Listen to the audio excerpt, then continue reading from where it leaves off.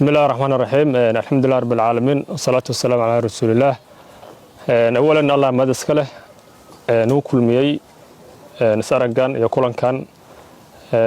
كان شركة جراد وحوس سابسين هاي ودارين هاي والقل حالي تفولي وقت الدحاء كاسو فولي سيد لو قرشيي كان فولي ميليه لو طلقلي إن لقى فوليو والقل كاسو لو جيسي عدو خوارجته جب حوجن هي قصارو هي نافين لو جيستي waxaan ognahay oo la wada soconaa bishan gudaheeda 2 isbuuc ka hor inuu dhacay howlgalkan ka horeeyay kaasoo cadawga looga dilay 6 maleeshiyada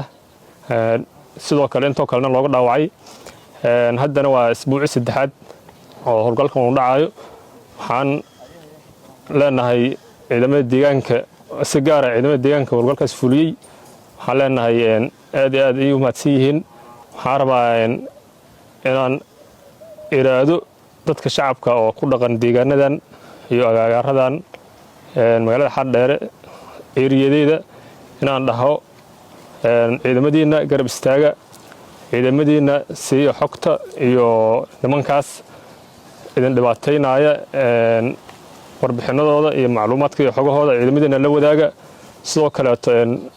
niman tabar la maahan niman waxa waaye meelaha madaxa ka soo taagaya niman rabaa inay xoolihiina iyo hantidiina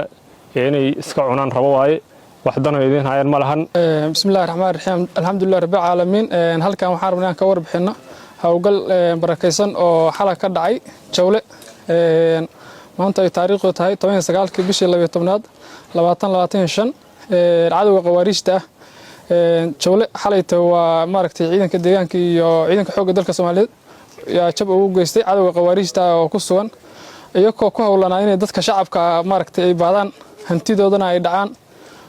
meeshaas waxaa kaga baqtiday afar baa kaga dhimatay maxay ay to sidoo kale shan waa ka dhaawacmatay jab xooggan baan ku soo gaaray nimankaas waxa iskugu jireen niman amiir ah iyo niman maaragtay dadka baad soo aruursha kamid ah nimankaas dhintay iyo kuwa dhaawacmo meesha ku baqtiyayba iyagoo marka howlgalkan waa macnaheedu howlgallo badan oo isdaba joog oo socday waayahan oo looga sifeynaya dalka cadawga maaragtay qawaariista ah oo wadankeena horumarka u diidan oo dhibaatada iyo maaragtay dadka shacabka inuu baado iyo qaraxa iyo maaragtay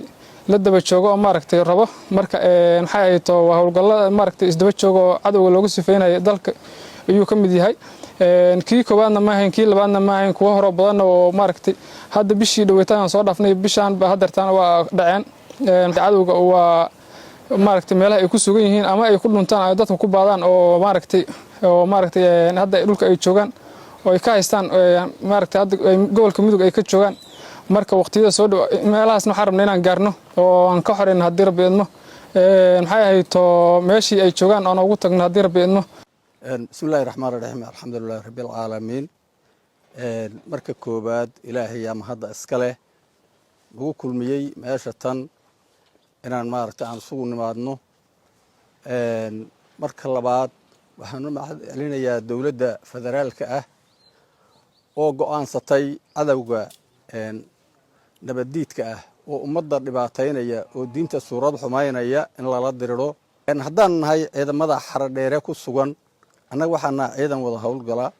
oo waxa way is aaminsan oo isla falgala waxaa shirkan jaraa'id ugu daaranaa howlgalkii xalay ka dhacay degmada Jawle oo nimanka nabadiidka oo dadka shacabka dhibaataynaya oo hantidooda waxa way inta ku guursaday ku ilma dhalay haddana u diiday xurriyadda u diiday raggii xalay ku soo cibaadaystay ayaa warbixintaan ay daaranayd waxa weeye hadda inta dhimanna waa dhamaystiri doonaa haddii alla idmo annagoo isgarabsanayna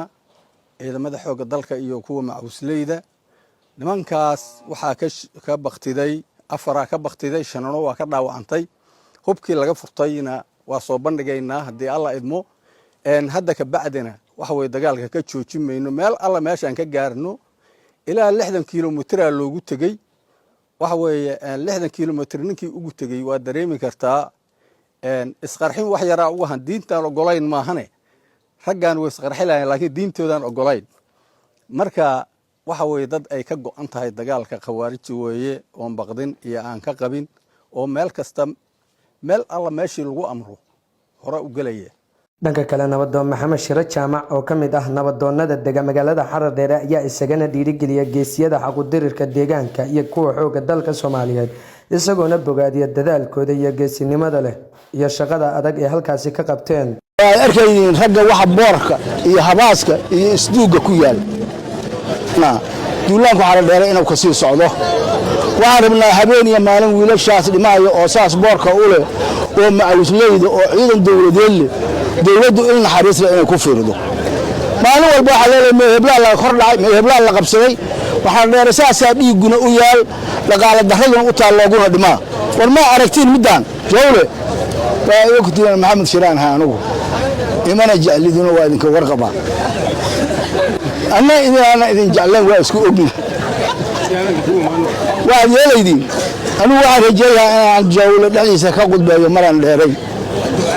haddii ilaahay